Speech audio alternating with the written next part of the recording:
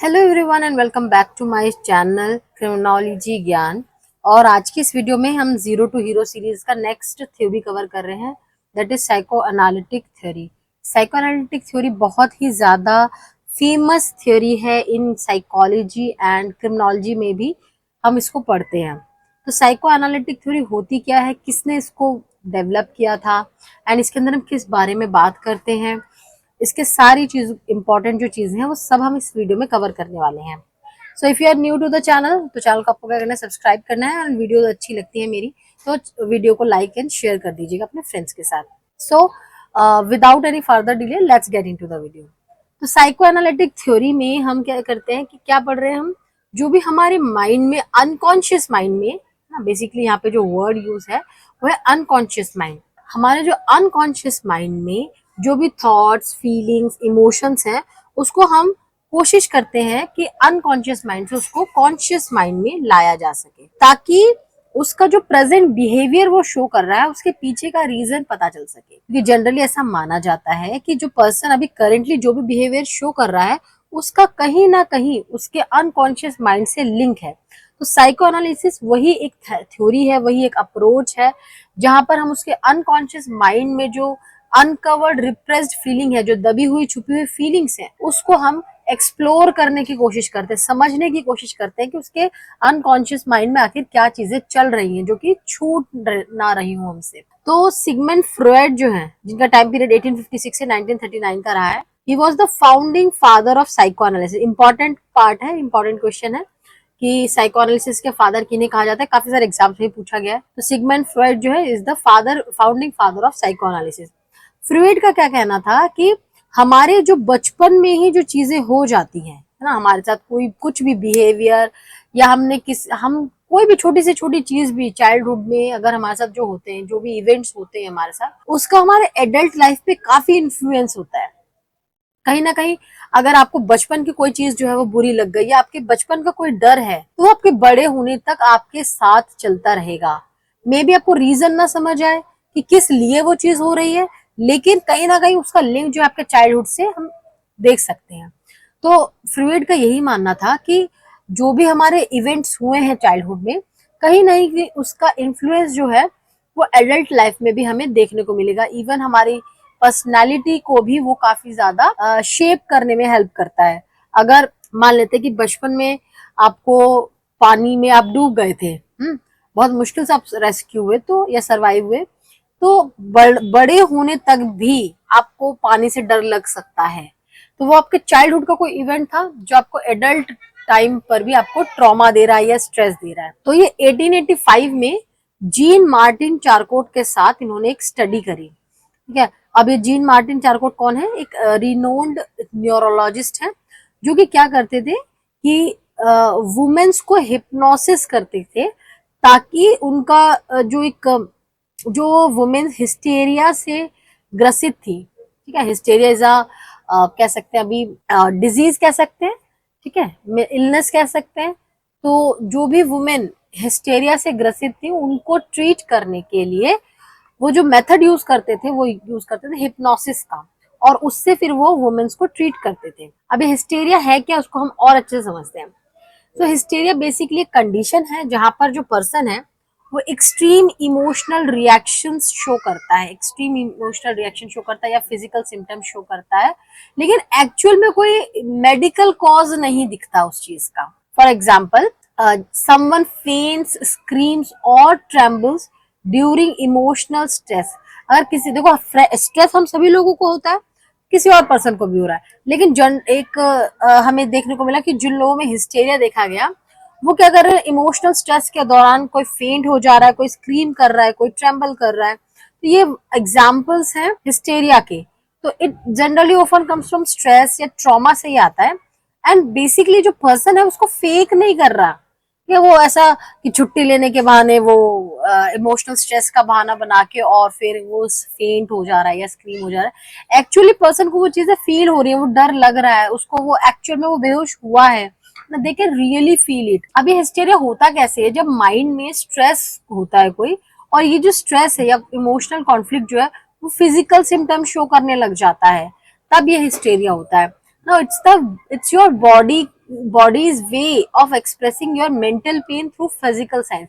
आपके मेंटली आपको कोई सफरिंग हो रही है, आपके मेंटल में कोई कॉन्फ्लिक्ट चल रहा है, आपके मेंटल स्टेट जो है आपका ठीक नहीं है, उसी को ही वो फिजिकल साइन में एक्सप्रेस कर रही है आपकी body. Now this experience sparked fluid interest in the unconscious mind. अब देखो यहाँ पे मैंने आपको बताया ना कि वो कैसे हिस्टेरिया को ट्रीट करते थे, through the method of hypnosis. Hypnosis करके वुमेन्स को वो ठीक करते थे जिनको हिस्टेरिया होता था। तो इसी से ही फ्लूइड को आइडिया आया अनकॉन्शियस माइंड का। तो उन्होंने बोला कि ठीक है, इसको हम यूज कर सकते हैं, अनकॉन्शियस माइंड में ही कुछ चीजें हैं जिसको हम और एक्सप्लोर कर सकते हैं। नाउ उन्होंने दो तरीके के मॉडल्स दिए, एक तो है topographical model and second model जो है वो स्ट्रक्चरल मॉडल है, जो कि मैं आपको आगे बताऊंगी। ठीक है, स्ट्रक्चरल मॉडल ऑफ पर्सनैलिटी। ठीक है, ये दोनों मॉडल आज हम पढ़ेंगे। तो सबसे पहले हम टोपोग्राफिकल मॉडल के बारे में पढ़ते हैं। टोपोग्राफिकल मॉडल ऑफ पर्सनैलिटी, जिसे हम फ्रूइड्स आइसबर्ग थ्योरी भी कहते हैं। ठीक है, तो यहाँ पे पहले आप इस पिक्चर को देखें। फ्रूइड के आइसबर्ग थ्योरी कहती है कि देखो, आइसबर्ग थ्योरी, आइसबर्ग होता क्या पहले आप वो समझो। तो जब भी कोई पर्सन आइस के जो ये माउंटेन सा बना हुआ है इसको देखता है, तो वो उसको सिर्फ इतना सा हिस्सा दिखता है। ठीक है, बहुत छोटा सा हिस्सा जो कि पानी से ऊपर दिखता है, और लेकिन उसका बहुत गहरा हिस्सा जो है पानी के नीचे है, जो उस पर्सन को दिखाई ही नहीं देता है। तो सेम वो यही बातें करते हैं कि जो पर्सन का जो कॉन्शियस माइंड है, जिससे आप प्रेजेंटली बात कर रहे हो, मिल रहे हो, वो तो आपको बहुत छोटा सा हिस्सा है जो आप देख पा रहे हो। लेकिन अगर उस पर्सन को समझना है तो आपको उसके अनकॉन्शियस माइंड में, प्री कॉन्शियस माइंड में जाकर देखना पड़ेगा, है ना।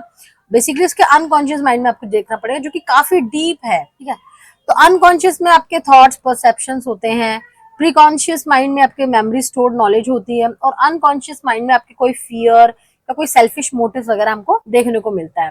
तो फ्रूइड ने देखो यहाँ पर इनको माइंड के जो लेवल है उसको 3 पार्ट्स में डिवाइड किया, कॉन्शियस, प्री कॉन्शियस और अनकॉन्शियस। काफी सारी बुक्स में या कॉमनली आपने प्री कॉन्शियस को सब कॉन्शियस वर्ड से भी रिप्लेस होते हुए देखा है, बट अगर हम फ्रूइड के रिस्पेक्ट में बात करें तो प्री कॉन्शियस टर्म ही इसमें आना चाहिए। तो पहले हम समझ लेते हैं अनकॉन्शियस माइंड को।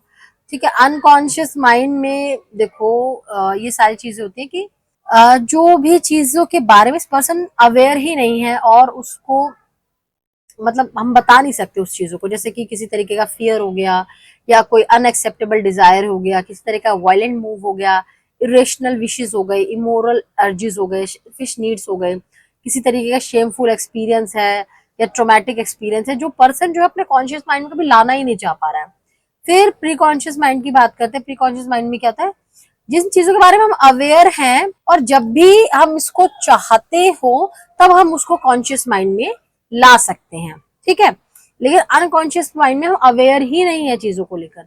और कॉन्शियस माइंड में क्या होता है, small amount of mental activity we know about. ये बहुत ही कम दिमाग पर जोर लगाना पड़ता है इन सारी चीजों को। कॉन्शियस माइंड में हम जो बातें करते हैं, जो प्रेजेंटली हमारे दिमाग में चल रही है चीजें, थॉट्स, परसेप्शन, और प्री कॉन्शियस माइंड में आ जाएगा मेमोरीज या कोई स्टोर्ड नॉलेज होता है तब। इसको फिर अगेन हमने एग्जाम्पल के साथ समझाया है। देखो, आइसबर्ग की थ्योरी में जो आइसबर्ग जो यूज किया गया है ना, आइस को जो लिया गया है, that is metaphor, actually a metaphor. मतलब एक्चुअली वो उसको रिप्रेजेंट नहीं कर रहा कि आइस जो है, एक्चुअल में हम आइस की बात नहीं कर रहे हैं, हम किसी और चीज को रिप्रेजेंट कर रहे हैं। वो यहाँ पर जो आइसबर्ग है वो हमारे माइंड को रिप्रेजेंट कर रहा है, तो इसीलिए ये क्या होगा, मेटाफर की तरह यूज किया गया है। यहाँ पे माइंड के 3 लेवल्स हैं, conscious mind, pre conscious mind and unconscious mind. Conscious mind क्या होता है, जो आइसबर्ग का जो विजिबल टिप है, जिसके अंदर सारे हमारे मेंटल प्रोसेसेस होते हैं, जिसके बारे में हम अवेयर होते हैं। फॉर एग्जाम्पल, आपको प्यास लग रही है, आपको पता है कि आपको पानी पीना है, तो ये क्या है, आपका प्रेजेंट थॉट है, आपके प्रेजेंटली माइंड में आया, आपने ये चीज कर दी, एंड ये चीज, जैसे आपको प्यास लगी, आपने पानी मांगा, आपको पानी मिल गया। ठीक है, दैट इज कॉन्शियस माइंड।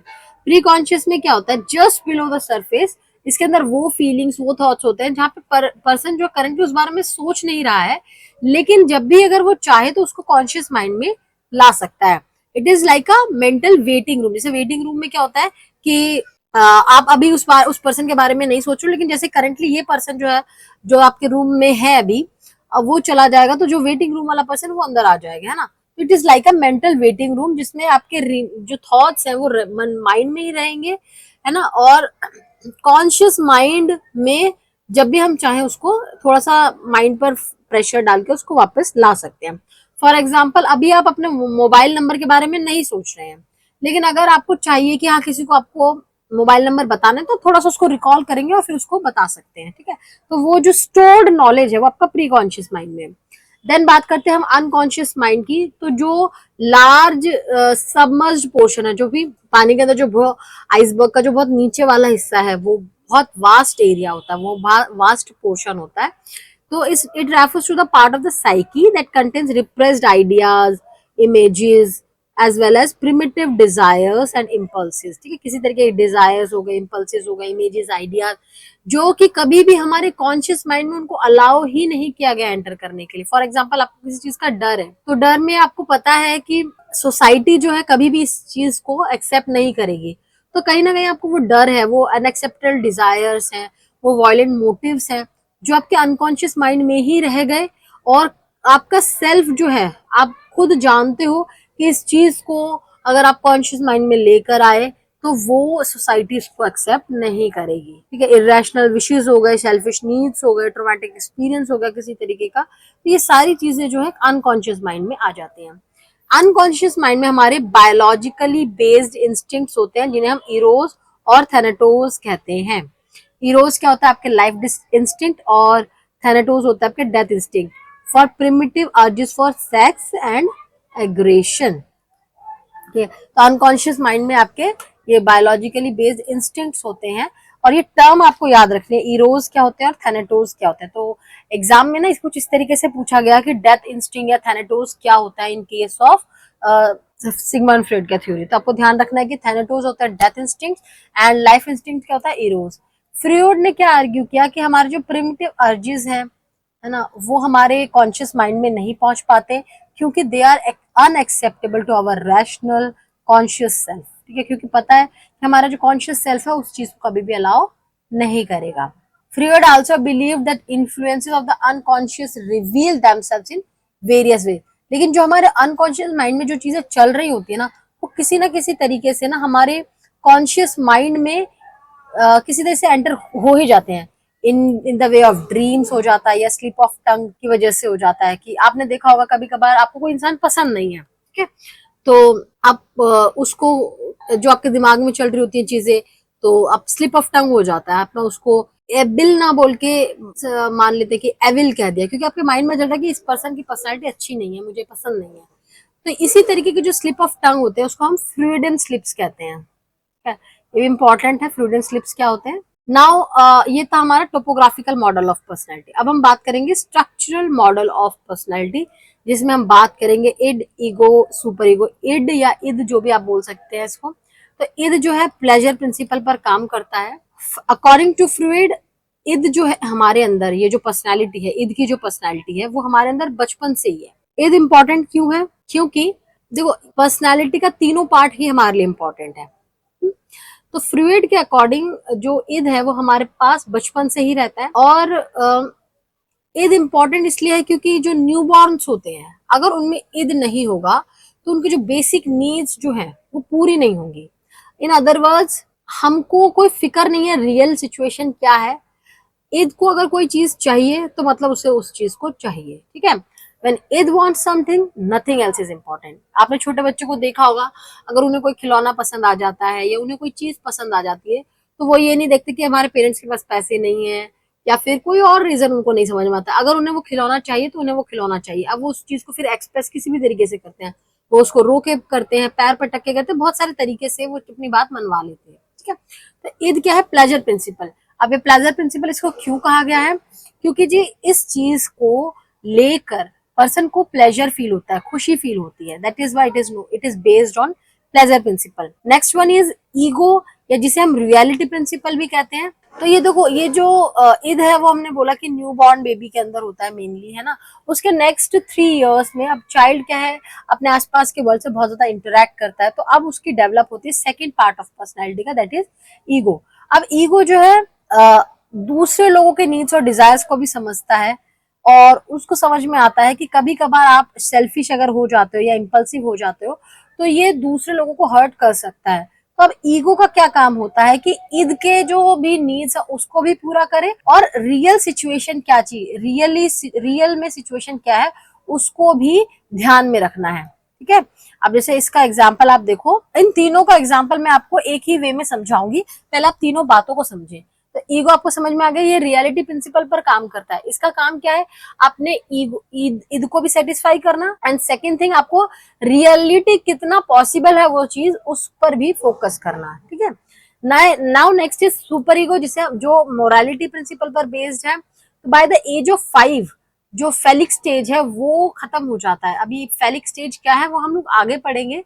तो यहाँ पर मतलब 5 साल के बाद जो है ना पर्सन में सुपर ईगो भी डेवलप होना शुरू हो जाता है।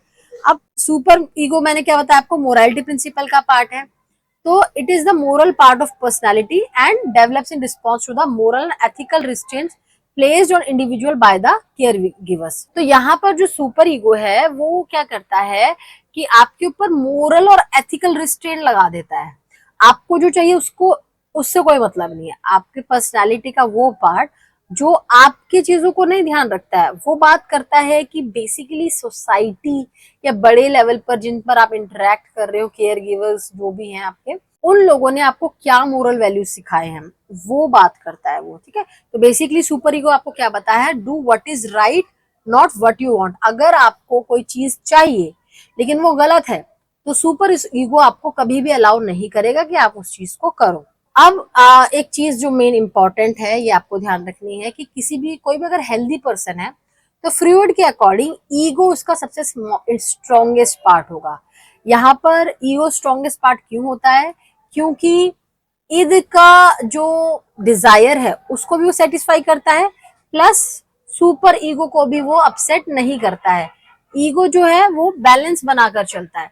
तो जो हेल्दी पर्सन है उसके अंदर ईगो का जो पर्सनैलिटी पार्ट है वो सबसे ज्यादा स्ट्रॉन्गेस्ट माना जाएगा। अब एक एग्जाम्पल से हम ये तीनों चीजों को बहुत अच्छे से समझ लेते हैं। जैसे अगर ईद की मैं बात करूं तो अगर आपको कोई एक केक पसंद आ गया तो आपकी पर्सनैलिटी का जो ईद का पार्ट है वो कहेगा कि आपको ये केक अभी चाहिए। ठीक है, बट ईगो आपको रोकेगा। ईगो क्या कहेगा कि रुको अभी मुझे मनी चेक करने दो, है ना, पैसा देखने दो, क्योंकि केक जो है हम मैं चोरी नहीं कर सकता, मुझे वो पैसे से खरीदना पड़ेगा। अगर मेरे पास पैसा होगा तो मैं केक दे दूंगा, है ना। लेकिन सुपर ईगो क्या कहेगा कि भाई आप जो हो डाइट पर हो, आप केक नहीं खा सकते, इवन दो आपके पास पैसे हो तब भी आप केक नहीं खाएंगे। तो ये बात आ गई मोरालिटी के ऊपर। समझ आया डिफरेंस आपको। ईद क्या बात कर रहा है, आपको प्लेजर चाहिए, कुछ भी हो आपको उससे कोई मतलब नहीं, आपको केक चाहिए तो चाहिए। ईगो क्या कह रहा है, भाई रुको मुझे पैसे देखने दो भाई, क्योंकि मुझे पैसे देना पड़ेगा दुकान वाले को, अगर पैसे होंगे तो मैं अभी जाकर केक लेकर आऊंगा। लेकिन सुपर ईगो जो है वो आपको रोकेगा कि नहीं भाई, अगर तुम्हारे पास पैसे भी हैं तो भी आप केक नहीं खाएंगे क्योंकि आप डाइटिंग कर रहे हैं। तो ये हो गया ईद ईगो और सुपर ईगो। अब हम बात करते हैं साइकोसेक्सुअल डेवलपमेंट की, कि साइकोसेक्सुअल डेवलपमेंट क्या होते हैं। तो फ्रॉइड का मानना था कि जो भी हम एडल्ट बिहेवियर शो कर रहे हैं वो हमारे एक्चुअली चाइल्डहुड टाइम पर ही सारा डेवलप हो चुका होता है, हम एडल्ट में बस उसको रिफ्लेक्ट करते हैं। तो इधर बात करते हैं सबसे पहले हम ओरल स्टेज की। पहला जो स्टेज होता है वो होता है ओरल स्टेज, जो कि बर्थ से लेकर 18 मंथ्स तक होता है। ठीक है, तो बर्थ से लेकर जो 18 मंथ्स तक का जो टाइम पीरियड रहता है वो ओरल स्टेज में कंसीडर होता है। यहाँ पर जो फोकस रहता है मेन वो रहता है ओरल प्लेजर पर। अब ये ओरल प्लेजर कैसे ले सकता है एक बच्चा, सकिंग के थ्रू, सकिंग च्यूइंग ना। प्लेजर कहाँ से आ रहा है उसका, ब्रेस्ट फीडिंग के थ्रू, थम सकिंग के थ्रू, या कि मुंह में चीजों को रख के। ठीक है, और अगर ये चीजें नहीं हो पाती है ना, अगर पर्सन का जो ओरल प्लेजर है वो सेटिस्फाई नहीं हो पाता है तो जो पर्सन है अपने एडल्ट स्टेज में smoking, nail biting, over eating, overly dependent, इन तरीके की कैरेक्टरिस्टिक्स जो है वो डेवलप कर लेता है। ठीक है, ये है ओरल स्टेज। फिर नेक्स्ट हम बात कर लेते हैं एनल स्टेज की। तो जब बच्चा 1 से 3 साल तक के बीच का रहता है तो उसमें एनल स्टेज वाला जो पर्सनालिटी होता है वो डेवलप होता है, साइकोसेक्सुअल स्टेज जो होती है वो डेवलप होती है। तो यहाँ पर मेन फोकस कहाँ पर रहता है, एनस में रहता है। यहाँ पर वो कोशिश क्या करता है, ब्लैडर या बोवेल मूवमेंट्स को कंट्रोल करने की कोशिश करता है। यहाँ पर उसको प्लेजर कहाँ से मिल रहा है, पॉटी ट्रेनिंग से मिल रहा है। यहाँ पर भी फर्दर इसको 2 सब स्टेजेस में डेवलप किया गया है, एनल एक्सपल्सिव पीरियड और anal retention period. Anal expulsion period क्या होता है, जहां पर बच्चा जो है पूप को आउट करके यानी कि पॉटी करके एंजॉय फील करता है, ठीक है।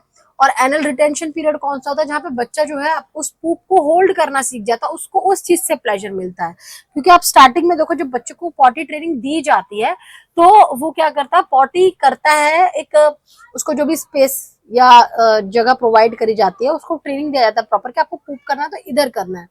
एनुअल रिटेंशन, फिर उसके बाद धीरे धीरे जब उसका एज रहता है, थोड़ा बड़ा हो जाता है बच्चा, तो उसको जब हम बोलते हैं कि भाई अभी ये जो है यहाँ पर आप अपने पॉटी को कंट्रोल करना सीखो, यहाँ पे कोई प्लेस नहीं है पॉटी करने का, तो उसको होल्ड करता है। तो एनुअल रिटेंशन पीरियड में बच्चों को वो स्पूप को होल्ड करके जो है वो प्लेजर मिलता है। तो annual expulsion part happens when the oral stage ends, और यहाँ पर बच्चा जो है आउटसाइड पूप करके, बॉडी से मतलब पूप करके वो सेंस ऑफ कंफर्ट फील करता है। Toilet training is the first time the child is told to control their natural urge to poop whenever they want, है ना। बच्चा जो है कहीं भी पूप कर देता है तो उसको क्या है, वहां टॉयलेट ट्रेनिंग में उसको बताया जाता है कि आपको यहाँ टॉयलेट करना है, यहाँ पूप करना है, अदरवाइज नहीं करना है। नाउ अब उसके बाद जब है चाइल्ड जो है वेट करता है राइट टाइम का, राइट प्लेस का, कि उसको पूप कहाँ करना है। एंड जहां पर भी उनको मतलब उनको अगर अर्ज भी होता है कि नहीं मुझे अभी पूप करना, लेकिन तब भी उसको वो कंट्रोल करना सीखते हैं। फिर ये मैंने एनल रिटेंशन वाला पार्ट आपको बता दिया, उसमें हमने बता दिया कि टॉयलेट ट्रेनिंग रूल्स में उसको हम सोचते हैं कि उसको फॉलो करना है, like not pooping in diapers anymore. Now child begins to feel proud or happy when they can control themselves, not just when they let go. अगर पॉटी ट्रेनिंग जो है वो बहुत ज्यादा स्ट्रिक्ट होगी तो जो चाइल्ड है उसका जो एडल्ट होगा वो काफी कंट्रोलिंग नेचर का होगा, या फिर वो बहुत ज्यादा ऑब्सेस्ड विद क्लीनलीनेस होगा अगर वो एनल रिटेंटिव होगा, ठीक है। लेकिन अगर वो एनल एक्सपल्सिव वाला उसका पर्सनालिटी डेवलप होगा तो बच्चा जो होगा वो बहुत ज्यादा रिलैक्स्ड होगा एंड बहुत ज्यादा केयरलेस या मेसी हो जाएगा। ये था हमारा सेकंड स्टेज, साइकोसेक्सुअल स्टेजेस में से सेकंड स्टेज भी हो गया हमारा। नेक्स्ट हम बात करेंगे फेलिक स्टेज की, जो कि 3 से 6 साल के अंडर आती है। यहाँ पर जो ग्रेटिफिकेशन है, यहाँ पर जो प्लेजर है वो मेनली जेनाइटल फॉन्डलिंग कर फोकस करके होता है। बट यहाँ पर जो जेनाइटल फॉन्डलिंग है वो एडल्ट वाला नहीं है, क्योंकि बच्चे जो फिजिकली इतने मैच्योर नहीं होते हैं। तो यहाँ पर जो जेनाइटल फॉन्डलिंग है वो उनका अलग स्टेज है, अलग वे में उनका जेनाइटल फॉन्डलिंग है। तो यहाँ पर मेन जो बात है, फ्रूइड कहते हैं कि बच्चा जो है अपने पेरेंट का जो अपोजिट सेक्स है उसके टुवर्ड्स अट्रैक्ट होता है।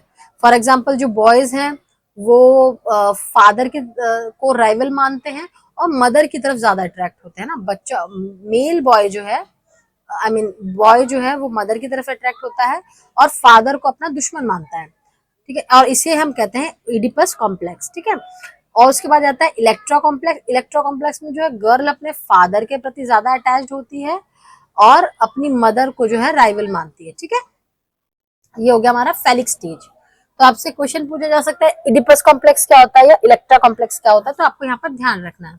और ये भी पूछा जा सकता है कि ईयर, कौन से ईयर तक जो है फेलिक स्टेज देखा जा सकता है, या फिर ये भी पूछा जा सकता है कि इडिपस कॉम्प्लेक्स और इलेक्ट्रा कॉम्प्लेक्स आपको कौन सा साइको सेक्सुअल स्टेज में देखने को मिलता है। बहुत सारे क्वेश्चन इसमें से बन सकते हैं, तो बहुत ही ध्यान से आप इन चीजों को देखिए। लास्ट में मैं आपको इसको याद करने का ट्रिक भी बताऊंगी, क्योंकि इसको हमें सीरियल वाइज ही याद रखना पड़ेगा, क्योंकि आप ये देख रहे हैं ये सीक्वेंस जो है बहुत इंपॉर्टेंट है कि किसके बाद क्या आएगा, क्योंकि इसमें जो ईयर्स का गैप है वो आप रेंडमली नहीं डाल सकते। देन हम बात कर लेते हैं लेटेंसी स्टेज की। अराउंड 6 ईयर्स से जो है बच्चे के अंदर लेटेंसी स्टेज देखने को मिल जाती है, 6 to 12 ईयर्स के बीच में ये रहता है। एंड जब तक बच्चा मतलब बेसिकली 12 ईयर्स हम इसलिए मान के चलते हैं क्योंकि पुबर्टी हिट हो जाती है उस टाइम तक। बट अगर किसी का पुबर्टी लेट हो रहा है तो ये लेटेंसी स्टेज भी लेट हो सकती है।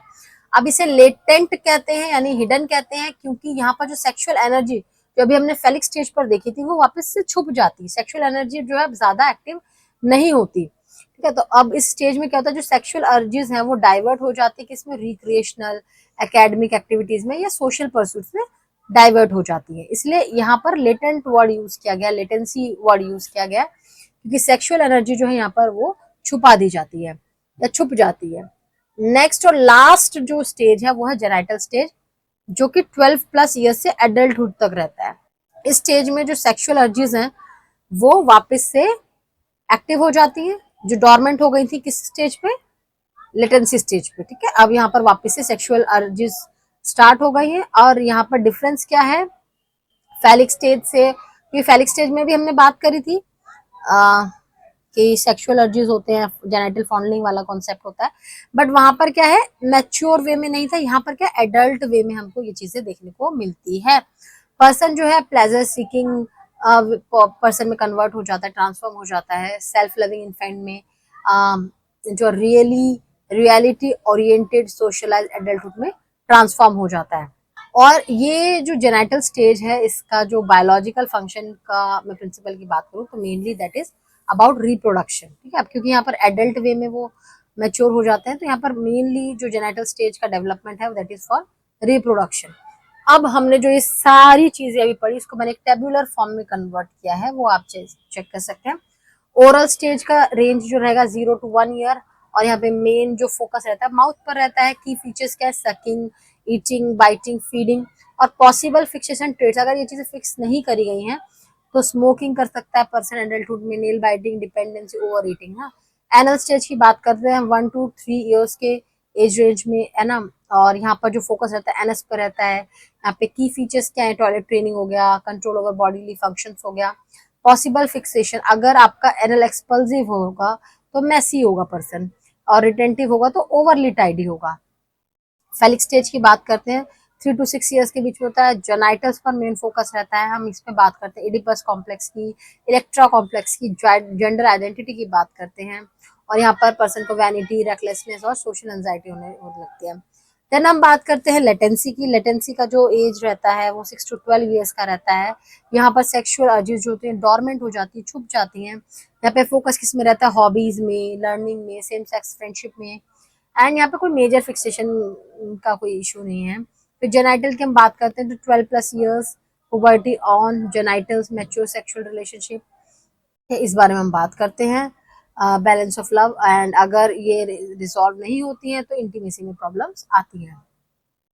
यहाँ पर जो अब मेरा जो स्टार वाला एकदम टिप है लर्निंग का, आपको ये स्टेजेस कैसे याद रखनी है, ये जो सेंटेंस आपको ये याद रखना है, old aged people love grapes, ठीक है। अब इनका जो फर्स्ट अल्फाबेट है ये इनको सीरियल वाइज आप इन साइकोसेक्सुअल स्टडीज को उसको याद करने में हेल्प कर सकता है। जैसे ओल्ड का जो ओ है दैट डिनोट्स ओरल, एज्ड का ए जो है दैट डिनोट्स एनल, पीपल का पी जो है फेलिक, लेटेंस लव का एल जो है वो लेटेंसी को शो कर रहा है, एंड ग्रेप्स का जी जेनाइटल को शो कर रहा है। तो oral, anal, phallic, latency and genital. तो यहाँ तक हमारा ये कंप्लीट हो गया। So I hope this video was helpful for all of you. And इसमें अगर आपको किसी तरीके का भी डाउट हो तो आप मुझे नीचे कमेंट सेक्शन में बता सकते हैं, एंड शेयर कर दीजिए अपने फ्रेंड्स के साथ इसको, ताकि वो भी अच्छे से इस टॉपिक को समझ पाए, है ना। यहाँ पर मैंने 0 to हीरो प्लेलिस्ट इसलिए ही रखा है ताकि आपको चीजें बिल्कुल बेसिक से एडवांस लेवल तक समझ में आए। यहाँ पर आपको साइकोएनालिटिक थ्योरी का जो बेस है एकदम मैंने आपको क्लियर कर दिया है। फिर भी अगर आपको कोई डाउट है तो आप मुझे नीचे कमेंट बॉक्स में बता सकते हैं। टेलीग्राम चैनल आप मेरा ज्वाइन कर सकते हैं, टेलीग्राम चैनल का लिंक आपको डिस्क्रिप्शन बॉक्स में मिल जाएगा। मिलती हूँ मैं आपको नेक्स्ट वीडियो में। Till then bye bye and take care.